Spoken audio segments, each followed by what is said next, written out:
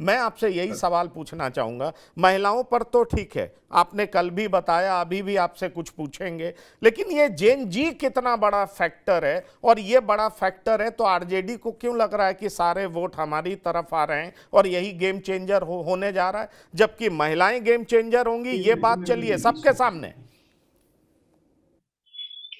देखिए, बिहार का जेनजी है ना, कोई स्वतंत्र निर्णय ले ले ऐसी स्थिति में नहीं। मेरा भी तो बेटा है, अभी आया है वोट गिराने के लिए।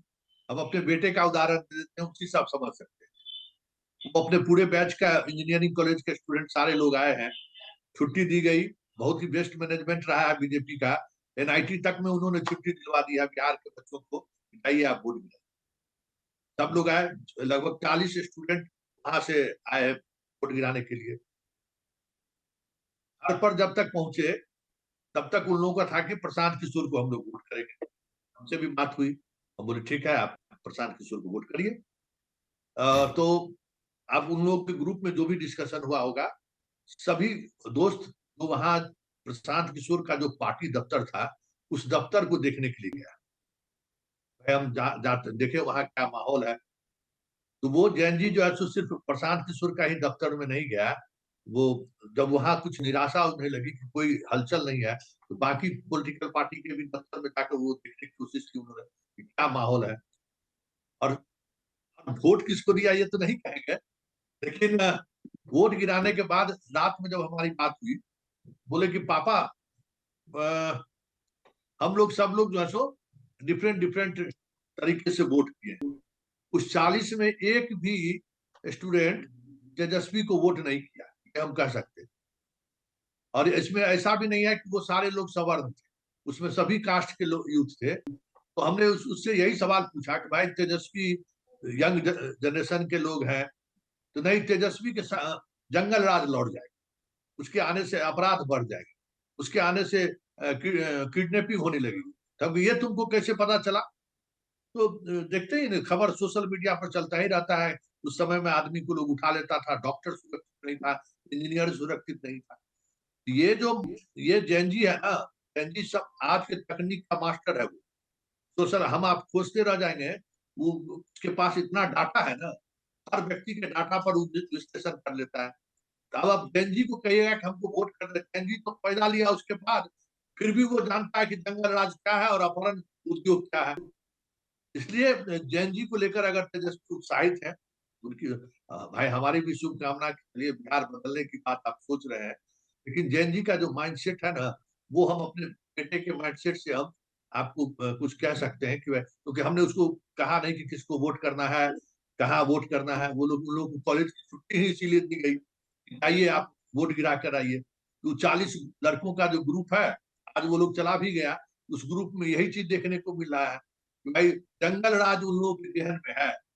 तब अब टेक्नोलॉजी का कह सकते हैं कि प्रभाव इस जनरेशन पर है। इसलिए हमें नहीं लगता है कि इस एनजी के सहारे तेजस्वी सत्ता में इनकी वापसी होगी। चलिए, ये आप बड़ी बात कह रहे हैं, और आपको बता दें वोट वाइव एग्जिट पोल, जी हां, और इंडिया टुडे का आया है, वो भी एनडीए को 125 से 145, महागठबंधन को 95 से 115, और जन स्वराज को 0 से 2 और अन्य को 1 से 3 दिया।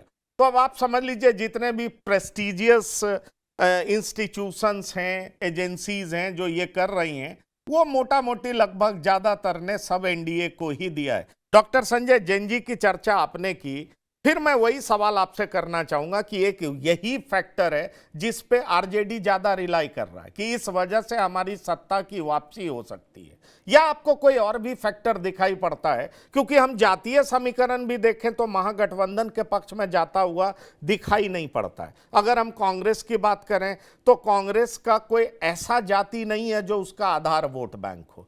कहा यह जा रहा है कि वीआईपी पर भी एक्सपेरिमेंट महागठबंधन का फेल हो गया है। वीआईपी के जो वोटर्स हैं वो बुरे तरीके से बटे हैं, और इसलिए इसका फायदा बहुत ज्यादा महागठबंधन को नहीं मिल पाया है। जहां तक सीपीआई एमएल की भी बात हो रही है, तो सीपीआई एमएल के भी स्ट्राइक रेट पे इस बार सवाल उठ रहा है। एनडीए गठबंधन में चिराग पासवान की पार्टी के स्ट्राइक रेट पर सवाल उठ रहा है, इधर सीपीआईएमएल के स्ट्राइक रेट पर सवाल उठ रहा है, और कांग्रेस की भी बात हो रही है कि उनकी उनकी संख्या कम होने जा रही है। आपको लग रहा है कि ये सारे फैक्टर्स आरजेडी की सीटें भले ही इंप्रूव कर जाए लेकिन महागठबंधन को सत्ता में आने से रोक रही है? आप ऐसा देख पा रहे हैं? देखिए, आरजेडी का जो मैक्सिमम स्ट्राइक रेट है वो क्या रहा है? जब नीतीश कुमार जी 2015 में आए थे आरजेडी के साथ, तो 80, मैक्सिमम तो 80 ही है ना। 2020 में इनको 75 सीटें मिली थी। लेकिन जो इनके अलायंस पार्टनर है, जिस तरफ आप इशारा कर रहे हैं, उनका स्ट्राइक रेट देख लीजिए कि क्या है। और बिल्कुल आपने सही कहा, जो इनकी लेफ्ट पार्टियां जिनका स्ट्राइक रेट, उसमें भी सीपीआईएमएल का। अब कल मेरी सीपीआईएमएल के नेताओं से बात हो रही थी। वो जहानाबाद में घोसी में उनके रामबली यादव चुनाव लड़ रहे हैं, सीपीआईएमएल के कैंडिडेट हैं। अरवल से उनके महानंद कैंडिडेट है, दोनों सीटिंग है, दोनों जीते हुए। मैंने पूछा कि भाई घोसी, तो उन्होंने कहा कि नहीं, वो उनके काम से पार्टी में भी बहुत अच्छी स्थिति नहीं थी, नाराजगी थी क्षेत्र में, तो वो दूरी बनाए ही रखे, और इस वजह से लगता नहीं है कि वो सीट। ये सीपीआईएमएल के लीडर की बात मैं बता रहा हूं, जो बड़े लीडर हैं उस पार्टी के। अरवल के बारे में उन्होंने कहा कि नहीं, ऐसा नहीं है, हम लोग निकल जाएंगे, मार्जिन चाहे जो रहे। लेकिन बहुत कॉन्फिडेंटली वो नहीं बोल रहे थे कि नहीं, अरवल की सीट बिल्कुल हमारे पक्ष में जाए। ये मैं 12 जो पिछली बार सीपीआईएमएल जीती थी, उसमें 2 सीट का एग्जाम्पल मैं दे रहा हूँ। वैसे ही कई सीटें जो सीपीआईएमएल की हैं, वो इस बार उतना कंफर्टेबल नहीं दिख रहा है जिस बार की है। कांग्रेस तो भाई कहना ही नहीं है, ये तो कहाँ कैसे किस तरह से लड़ी, अपने विरुद्ध में लड़ी, अपने आप से लड़ी, ये पता ही नहीं चला कांग्रेस का कि क्या है। लेकिन उसके बाद भी मैं बता रहा हूँ कि नीतीश कुमार का एक अपना जो बेस वोट है वो 15-16% तो है ना। मैं सोचना वहीं से शुरू करता हूँ। बीजेपी का भी अपना बेस वोट 24-25% है। अगर नीतीश कुमार और बीजेपी के बेस वोट को जोड़ देते हैं तो कितना हो जाता है, उसमें एड ऑन 41%। कर दीजिए। हाँ, और चिराग पासवान का जो 5% का है उसको जोड़ दीजिए। इधर मैक्सिमम बेस वोट है आरजेडी का, जिसको हम लोग 28% मान के चलते हैं।